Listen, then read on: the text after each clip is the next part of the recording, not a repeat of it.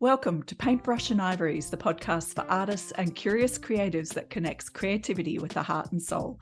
I'm Michelle Walker, and I'm here today with my colleague, my artist friend, Michele Luminato. Hi, Michele.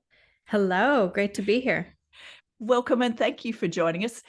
Listeners, if you don't know Michele, she's an American-born contemporary artist based in Melbourne, Australia. She's a co-host of the podcast Unearthing Art. She also guides other artists in finding their true voice to create and sell unique art from the heart through her artist membership, which I'm also a part of. So I just want to give that a shout out. Welcome, Michele. We're going to talk about the art business side of what we do. I really think that that's a genius area that you've got. And part of this came up for me because when I've been doing coaching around money, a lot of artists struggle with the pricing and being able to get a return on their business and feel really in flow. So have you got any opening thoughts that you'd like to sort of lead off with?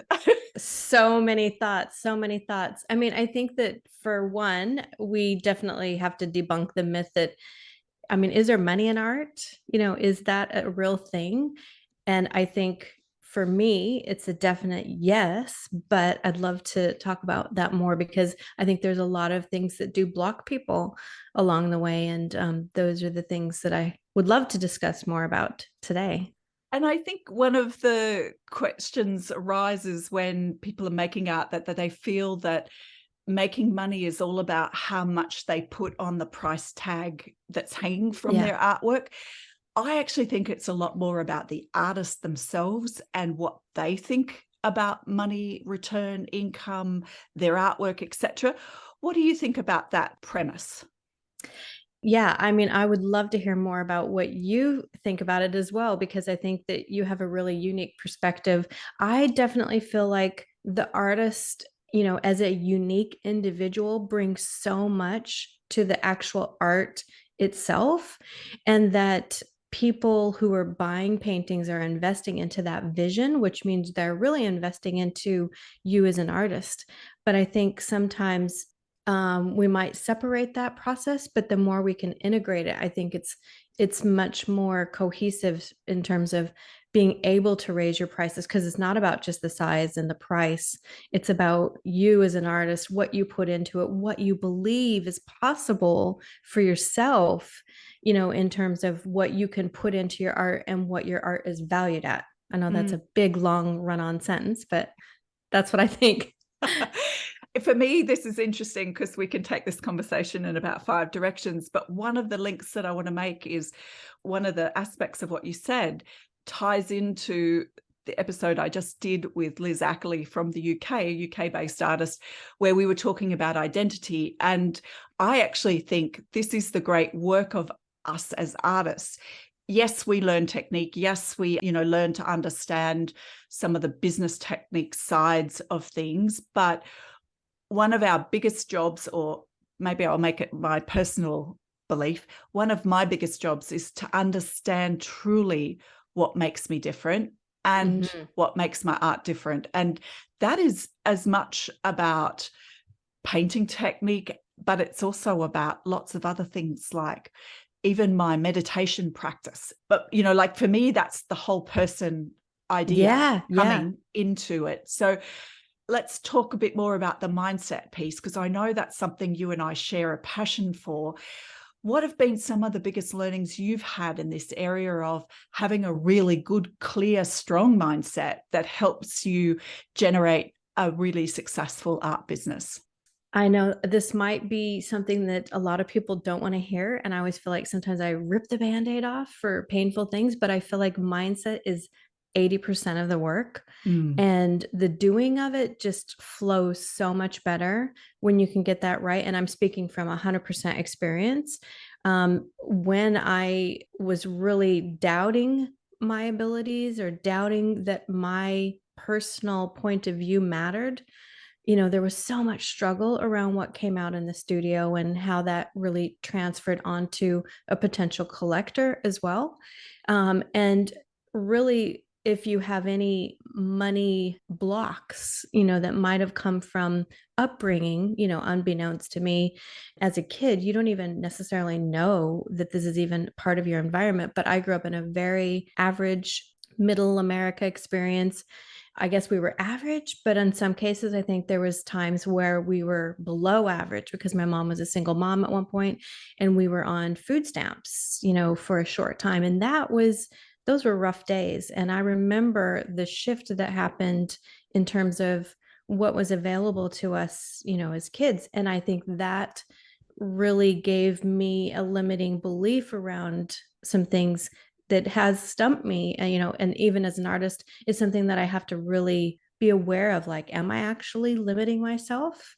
Am I blocking myself? So I think there's a lot of parts to it. One is the money part and the blocks around that potentially could be blocking us to really make work that is valuable, and we see worth in it, which means we can charge more and we value it more as an artist. The collector values it more.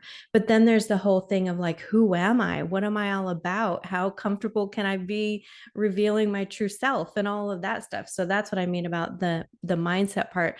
For me, is it's such a big piece, and I have definitely gone through lots of learning in that area, and I'm a big believer in meditation and tapping. And so for me, that is a whole experience for my creative practice as well. So I can relate to that on many levels. Again, that was a long answer. Loved it. So one of the aspects of your response that really resonates for me is when I've done mindset coaching around money, mostly for women, because I tend to attract women, underneath money issues is worth. Mm-hmm. And it's such a critical interaction, and it's embedded into us by our society, which says our worth is demonstrated by how much money we can earn. Yeah. Income equals self-worth.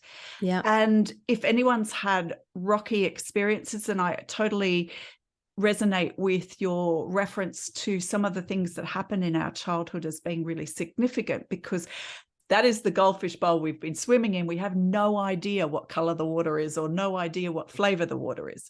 So it is a really valuable thing to actually reflect on our money upbringing. How was it spoken about? How was it considered? What were the views about earning a wage? How hard did you have to work? Like there's all these kind of and then nuances. there's the thing of there's no money in art. Why are you doing that?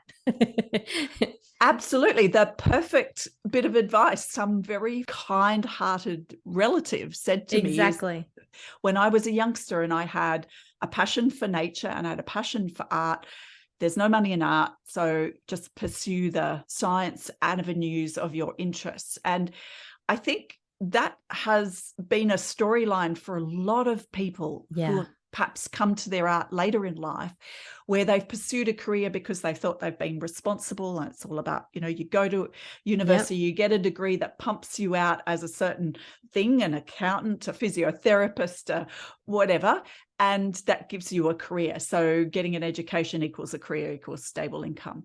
And art colleges, I don't know if they explore enough of the different avenues within which you can earn an income as a creative. I actually think there's a lot more we could do, but that's a whole other story. We can have that as another episode. We could have another whole topic on like actually how can art schools show artists how to make a living. But yeah, it's definitely a misconception. And I think that there is a lot of, they don't mean to harm the people who say these things, but I think that there is a lot of harm. And I would say for me, lots of setbacks because of that, like lots of stuff that I had to overcome myself and reshift those beliefs so that I could allow that to happen. Because for me, I always felt like it was destiny, destiny to be an artist. So for me to not listen to that destiny, I would have been miserable. Like it would have just been like, what am I here for? Yeah. So I doing? What am I doing? What am I doing with my life? What am I doing? And I think that's why some of us get back to art later in life because we're like, okay, it's time to do what I want to do. Enough of this already. So, and then you kind of come back like, well, for me, I'm like, no, this is it. There is Mm, no mm. plan B. This is my thing. I totally hear you. I have to share a little story with you because I think it goes to this conversation we're having about people trying to stop us from going into what they consider to be a risky career. And this great experience I had seeing the Blue Man Group in New York when I was over there for a conference.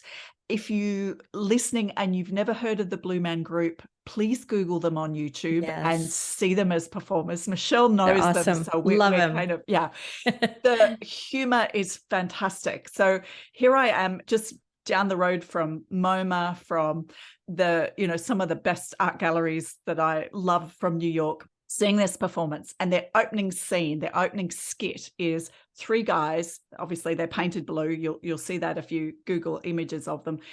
And one of the guys is doing a sort of a juggling act. So he's throwing marshmallows to performer number 2. And to perform number 3, he's chucking what I thought was water balloons full of paint. And the third guy's catching it and letting it splatter against a canvas. So the marshmallow guy's catching it in his mouth. The other guy's capturing this paint splattering. This goes on for about 5 or 10 minutes. And the guy that's doing the canvases catching the paint, every time he's done enough of the sort of paint swirly thing, he then puts a price tag on it. And it just becomes this sort of humorous thing. And right at the end of this skit, the guy who's been catching, I think maybe 40 or 50 marshmallows in his mouth, it just seems an inordinate number because it seemed to go on forever. He then regurgitates the marshmallow mass onto a canvas, and with great hilarity from the audience, he then hangs a $10,000 price tag on it. And I was hurting myself laughing because, I have a creative. I was over in New York for a conference that was a creative business area that I work in. Yeah. So it just poked every part of me with great humor. And such contrast after seeing MoMA and the Guggenheim Absolutely, and all the great, all yeah. the greats, the Monets and the Van Goghs, etc. And in a way, it actually speaks to part of our social norm commentary, which says it takes nothing to make great art and you can hang whatever price tag you like on it. And I think that's another part of the fear that people have when they're trying to expand themselves in their art practice and in their art business. And the fear about there's no money to be made in art is that they don't have perhaps the chutzpah to actually hang a $10,000 price tag on their artwork, that's outrageous. And I wonder what you think of that story. Like, tell me what's coming up for you. I giggle too because I can actually visualize the Blue Man Group doing that. They definitely were around when I was living in New York, so I have fond memories of them. So I can imagine that, and just the contrast of seeing art in the Museum of Modern Art, which is one of my favorite museums of all time.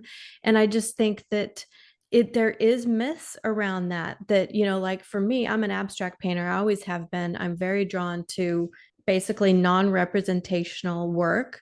And even my own myth about it, when I first started working with paint itself, I was like, oh, how hard can it be? I was literally saying that, like, how hard can it be, Michelle? I mean, just get your paints out and just do some stuff. 7 years later, I'm like, oh, I think I'm cracking it now. Yeah. And how frustrating was that realization of how hard can it be to, oh, damn, this is actually really much harder than I thought. I can't produce anything that I think's even worth looking at. Yes. And I think there's two parts to that. One is there is a lot more skill involved in terms of understanding the material itself, practicing, learning new things around color, mediums, paints, substrate. Like there's just an endless amount of stuff to learn about that. And then there's the opening up the can of worms of what are you about? What do you care about? What will you invest so much energy into? Because the thing is, art and anything that you actually care about, I don't believe this is exclusive to art, it takes work. And when it gets hard, you have to love it enough to keep going. And I think for me, luckily, art is my thing. And I'm like, oh, I love it.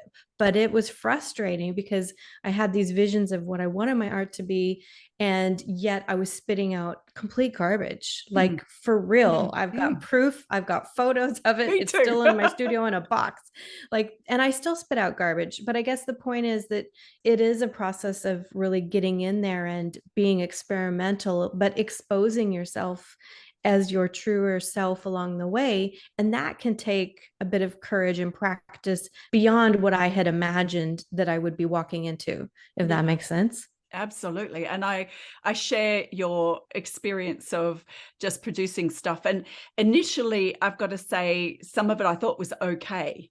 Now I look back on it and I go like, no, It's beep, yeah. it does But not it's get there. just because you've raised your standard of what Yeah, you're looking for out of your art. And I think that happens. And that's the beautiful thing about art is you absolutely. can raise your standard. You can keep evolving and growing and learning new skills. And I don't necessarily think evolving is a bad thing. I think actually collectors look for us to evolve as well. And that's where, back to the joke of like, you can actually start increasing your prices because there is real value in it when you put, like, when you see the value and you put your energy into it, and then the collector is responding to seeing that uniqueness come from you, that voice, that story that you're putting in paint, and Yeah, or any form of art, whatever yeah. that is. Whatever expression. So we've talked about, obviously, we have to work on the skills that we have, the techniques, knowledge, and experience that we have with our particular techniques that we like to use. But we've also talked about that only being part of it, and wrapped around that, or in the center of that, is who we are and what we think about the world and what we think what's possible. So I know you've sent me this quote, whether you think you can or you can't, you're right. I totally agree with that. I think let's come back to what comes from us in the business sense about whether or not we can make a go of this thing, which is our Yeah. art practice. I think one of the biggest mistakes I've made and what I see frequently made is toe dipping, which is kind of like, let me Aha. see if I can make a go of this. And you're like, you dip a toe and you're like, yeah, little lukewarm, not feeling it. Let me just pull that toe back out. And that's not the way it works. And again, I say this from my own experience, like when you can go all in, which feels very risky, very vulnerable, and you can go in and take those bigger risks and really go for it, that's when it really starts coming together. Mm. But to connect those dots, I think can be really challenging because, again, it's the mindset part that has to let you free to really go all in. So I see that as a common mistake that many of us make. And one of my experiences, when I said I was all in, I sort of did dabbled on the side. So maybe that's my toe dipping Yeah. experience while I ran my consulting business. But when I said I was all in, what I found interesting was that wasn't a problem for me. What was interesting was I actually resurfaced some of those insecurities and self-doubt, which I had worked on extensively in my working as a consultant, a freelancer. I'd been running my own business for 16 years when I went to full-time art. So you'd think I wouldn't have to revisit stuff, but I did.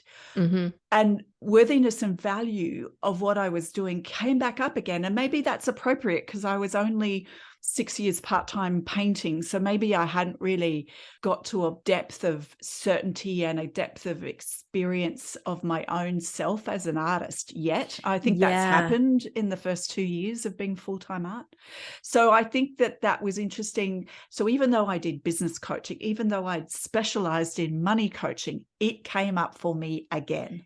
It's one of those things that, like, I'm not the one who originally said this, but I love to say this because I think it's such a beautiful new level, new devil, because Mhm. it's just the thing that doesn't go away. And even if you look at any artist who appears to be successful, out in the world, they're having their own little internal battles of whatever it is that's coming up for them. So, absolutely. And I think what you said too about really understanding who you were and really digging into that. And that's, again, sometimes we think we've got that all sorted out. But when you put yourself, which art is an expression of ourselves, in your art and you allow yourself to be that vulnerable, oh, those little, I like to call them monkeys on my back, like they come up and they're like, what are you doing? What are you doing? Not a good idea. So yeah, even if you think, oh yeah, this will be fine, it's always a little more complicated than it appears. Absolutely. And I think for me, when I decided to do this, the way that I decided to dive in deep to understand myself and my voice, because I know it's a really common thing. I experienced it myself talking to other artists. What's my style? What's my creative voice? That is a question we often wrestle with in the early phases. And maybe when we decide to branch out and do something new, it comes back up again. But for me, I decided to approach that by going deep into my spiritual practice. Now, when I say spiritual practice, that's both meditation and also being in nature. That's what equals spiritual practice for me. And that was a godsend, because that was the way I got to see myself and got to revisit some of my thinking, and maybe got to see more deeply what matters to me and what did I want to talk about. So I'm finding that a really interesting avenue into the unique voice. And I think that's the part that I am so passionate about helping other artists do, because I just believe that, we all have these little things that are special to us, and your connection with nature is like so part of you. And I love that you call that your spiritual practice, because for you, it really is this spiritual experience. And for you not to tap into that as your channel into that unique expressive voice as an artist, I think is a bit of a miss. And we all have these unique things. Like what I'm inspired by, I can assure you, people look at and say, I don't get it. Like it's because it's mine. It's my inspiration. So that's the beautiful thing, is we're all unique. And the way that our art comes out is because we have these unique points of view, these unique lenses. And so we have to start learning how to honor those things that are unique to us, when in the past we might have kind of dismissed them as ordinary, or we might have maybe overlooked them because it doesn't seem very special. But the thing that's funny is that the things that are ordinary to us are quite special to other people. Yeah, absolutely. So that's the irony. It's cool that way. So let's step back, because I think as artists, there is a really unique part of what we do. And then wrapped around that, and this is one thing that I did import from my consulting life, is an understanding of how businesses work. And I think that this is a crucial part of the piece when we talk about mindset. If we want to be really confident and strong in our art, we also need to understand that all aspects of our art business are taken care of, are sorted, are thought through, that there's no black boxes where mystery happens, And I think sometimes, and this is just one specific example, that when people deal with money, they can also be really vague about what happens, how it happens, what they need to take care of. So I know that you bring a depth of experience from what I call corporate creative, and you brought a lot of important knowledge across from that part of your career. What is it that you think stands out for you that you would mention to artists who want to grow their art business strength and mindset, as well as their art practice? For me, I think the biggest shift that I want people to really start looking at is how to be more integrative with it, how to be more holistic with it. I think a lot of times artists, and again, this is because we live in a contemporary world where we have Instagram and, all these examples of seeing what other artists are doing out there, instead of really listening to our internal self. What are we all about? How can we make art, and how can we integrate a selling process that's holistic with who we already are? There's a lot of opposite happening, which is look to Instagram, see what's working, make more of that, see if we can sell that. And so it's kind of a separate idea, doing that a little bit backwards, like, well, what's working? Let me make more of that, as opposed to, how about I just listen to myself, work on what my true voice is, and then integrate a process that allows me to share and sell that story.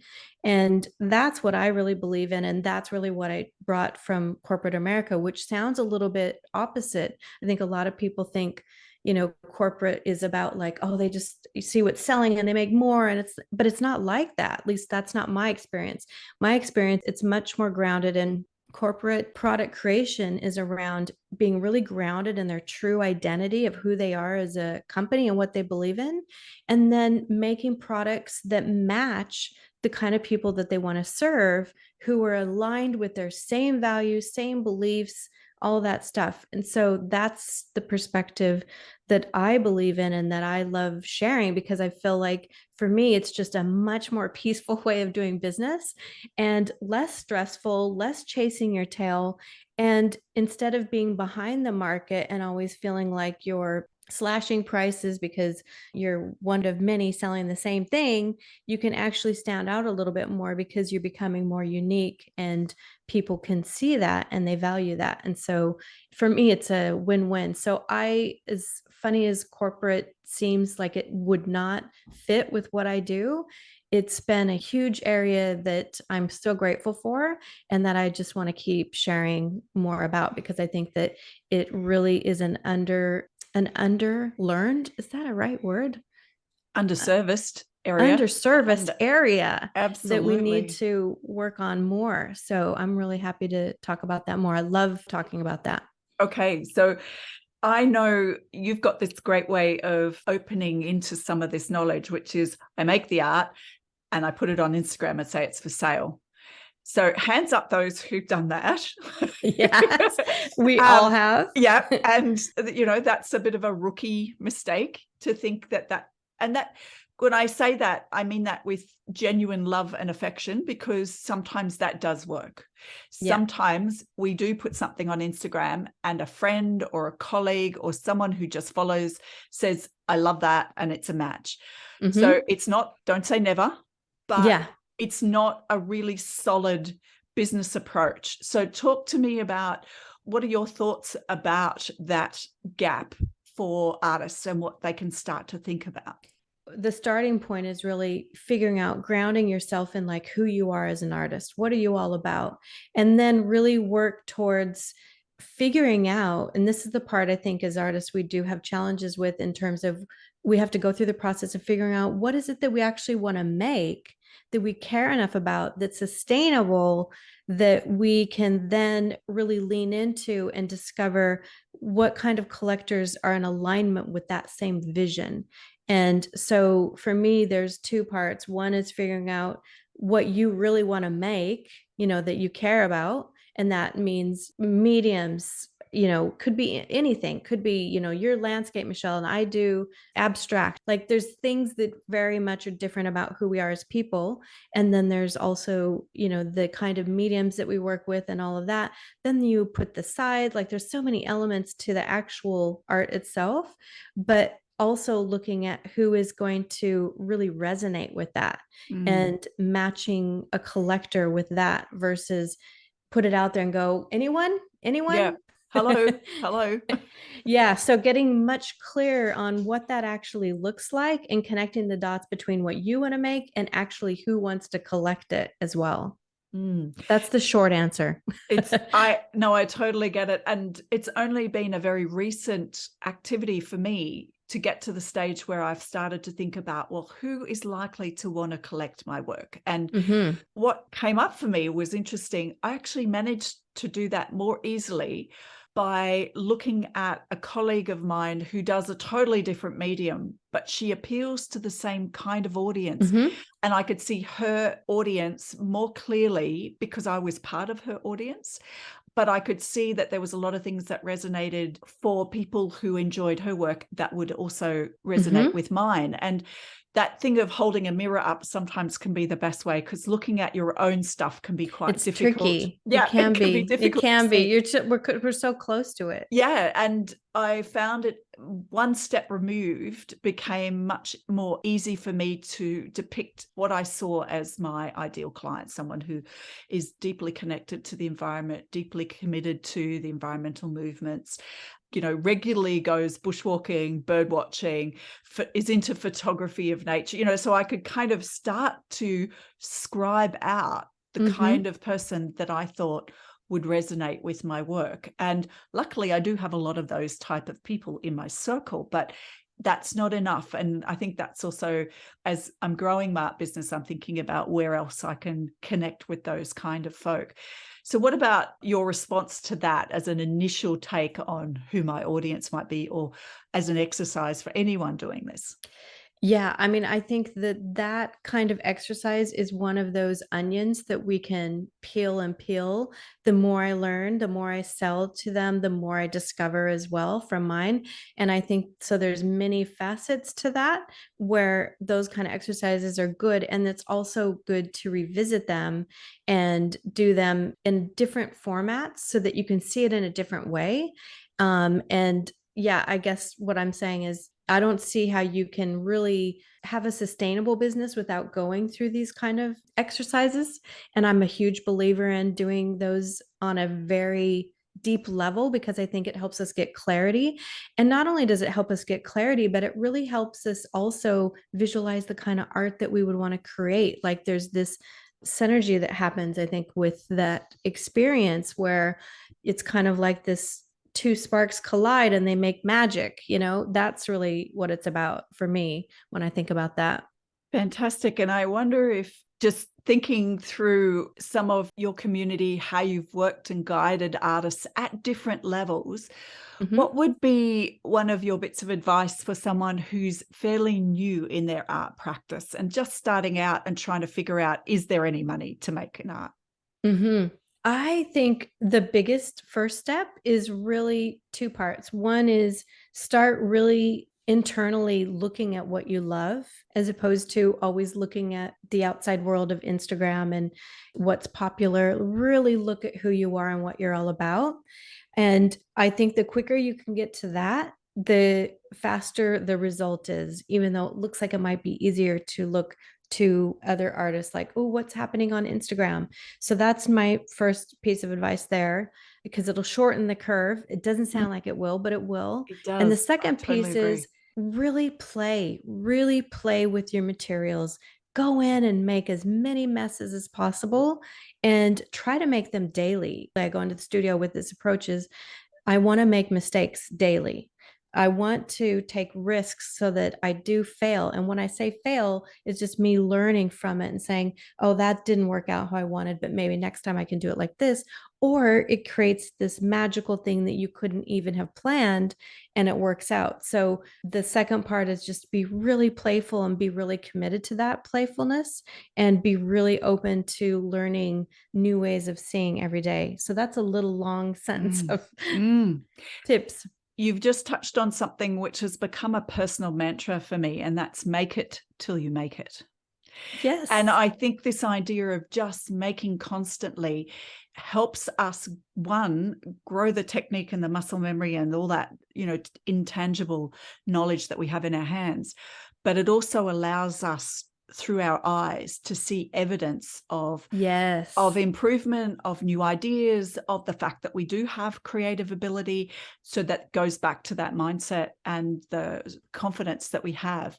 I think that's two great pieces of advice. I wish I had got that first one a little earlier. I find myself, Yes.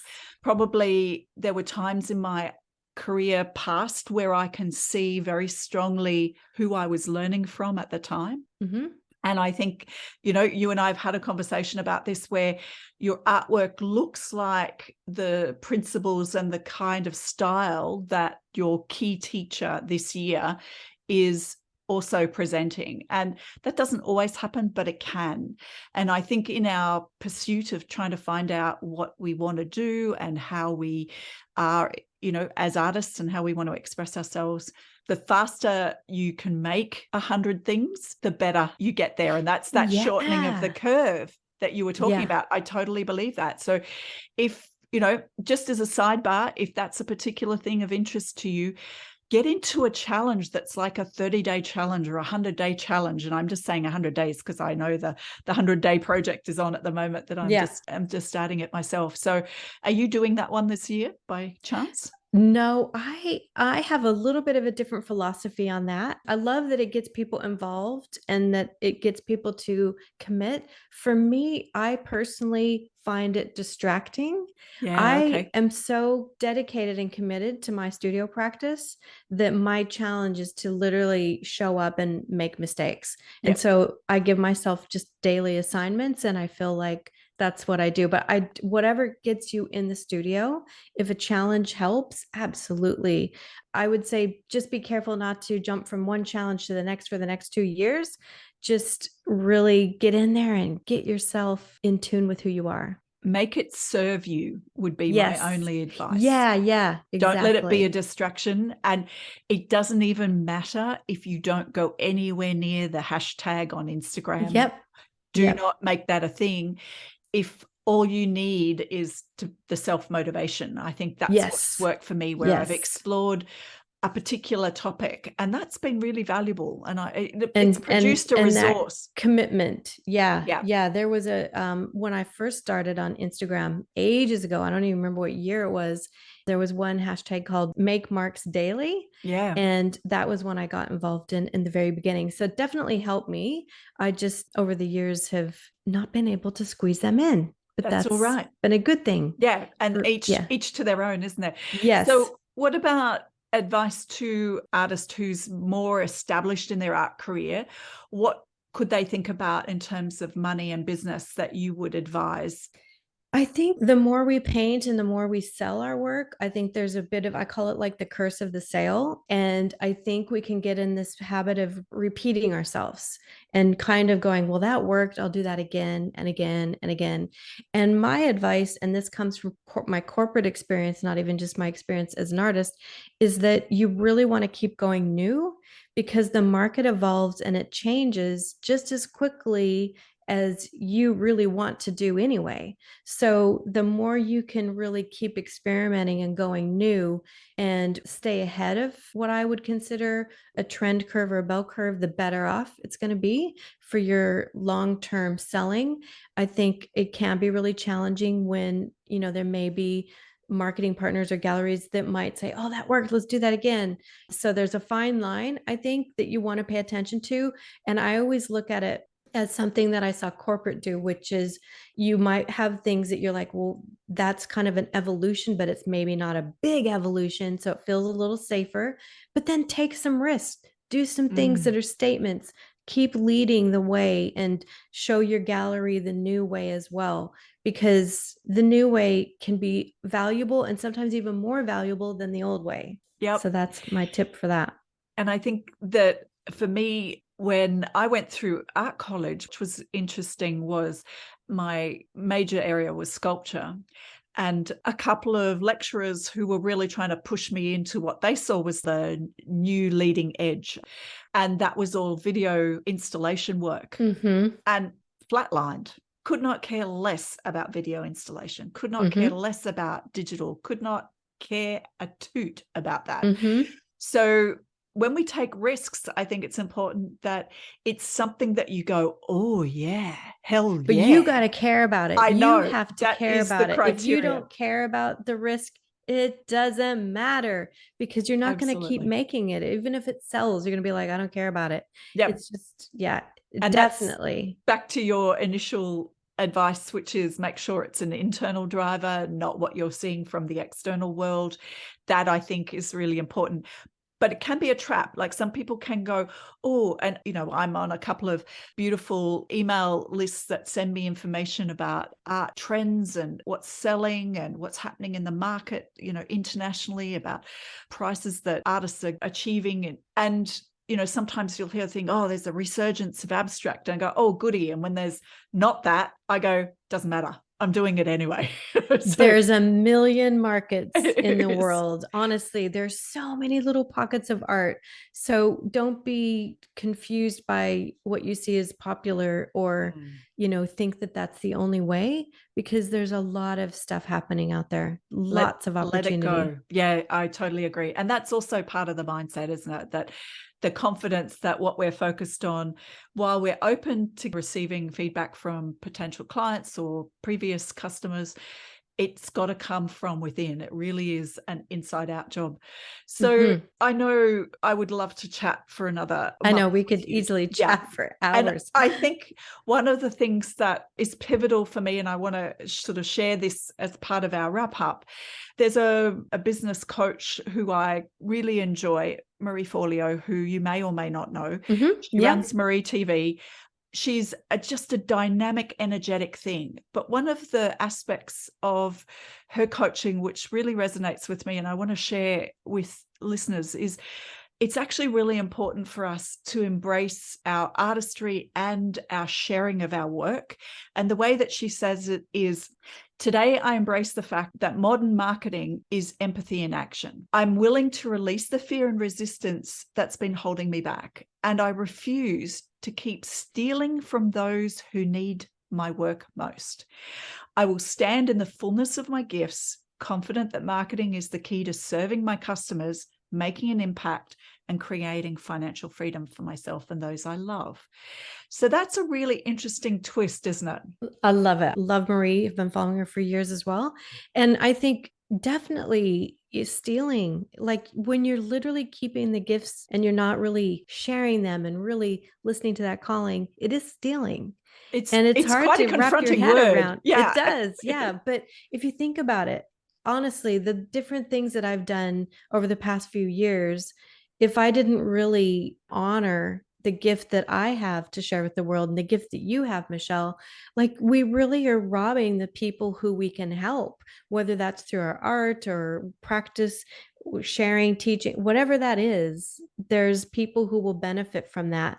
And we have to just, work through that self-doubt, so that we can come out and shine a bright light on who we really are, is what I like to say. Totally love that. All right. So should we have a go at wrapping up some of the key points that we've touched on? Sure.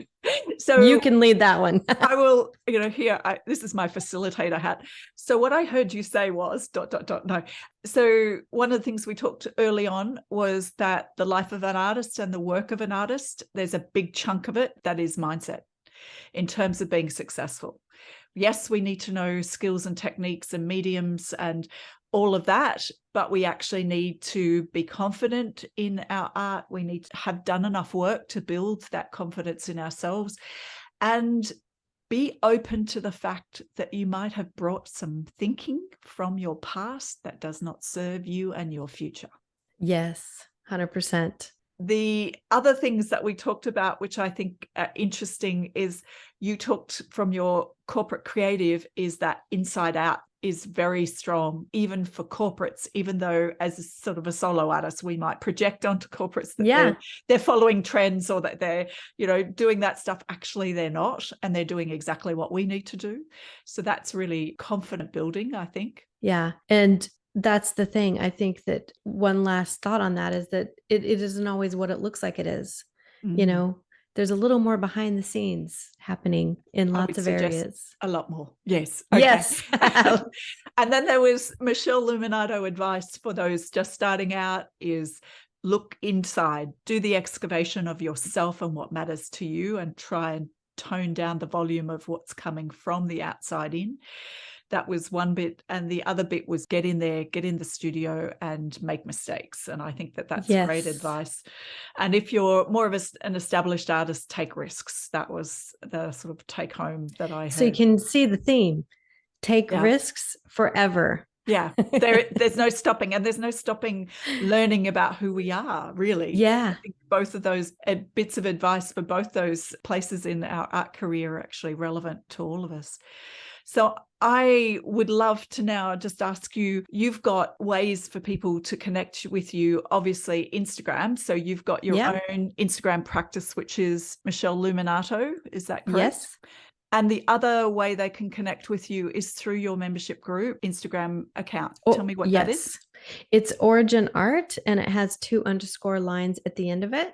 Yep. And if you go to Michele Luminato on Instagram, there's a link to Origin Art as well. So that's one way to just quickly find it.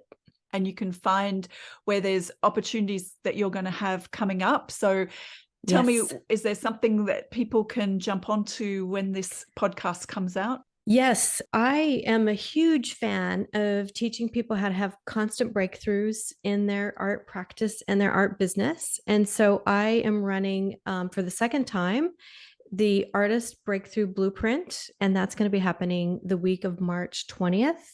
And it's a great 3 big lessons And again, Michele, you've gone through this, so you kind of have a little sneak peek behind what happens in that. But I'm really excited to open the doors to walk people through that experience again, because I had a breakthrough by helping people have breakthroughs. So it's a really, I can't explain it more than saying it's quite immersive, but it's also very eye-opening in all the different ways that we just talked about today, really. Yes, I thoroughly enjoyed that experience last year. If you're listening and you're on the fence, jump in. It's such fabulous value.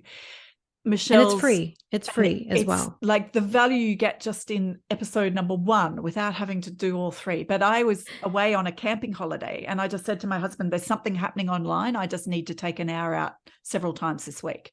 I'm just going to plug myself in. Wow. And, you know, my big breakthrough, and I had multiple levels, but the one that was probably and I've talked about it on other episodes, was how I saw myself as an artist, was my identity. And I didn't realize this thing about fitting in and not being too loud and not being too anything, not being too much. And I'm an extrovert, so I wave my hands around and I talk a lot. So I'm conscious of that. But I'd actually absorbed this thing of being a middle of the road, quiet kind of artist. It was like, what? When I saw it, I was like, why? How are you going to get your message out there if you want to be mediocre, middle of the road? Like, bunkum to that. Let's crack this open and let's be nationally acclaimed, you know. And there's a whole lot of fear that comes up with the whole tall poppy syndrome, and all of that is relevant and played itself out inside my skin while I was, you know, looking at this. So that was my one mega breakthrough that's really changed things. But I've also had lots of other very useful things, and I really appreciate you and what you bring to us in Australia. I love that we grabbed you as you ran around the world, that you decided to anchor yourself in Melbourne, because having you here is just such a valuable thing for the art community. I'm really grateful for you and for what you've shared today in our episode. Thank you, thank you, thank you. Oh, thank you. And I can tell you, when I hear of these breakthroughs, the one that you just mentioned and the others that people have mentioned to me, that's why I do it. Like, I'm just so excited to see more uniqueness come out, and more. Michele Walker would be stealing from us if she doesn't have these breakthroughs.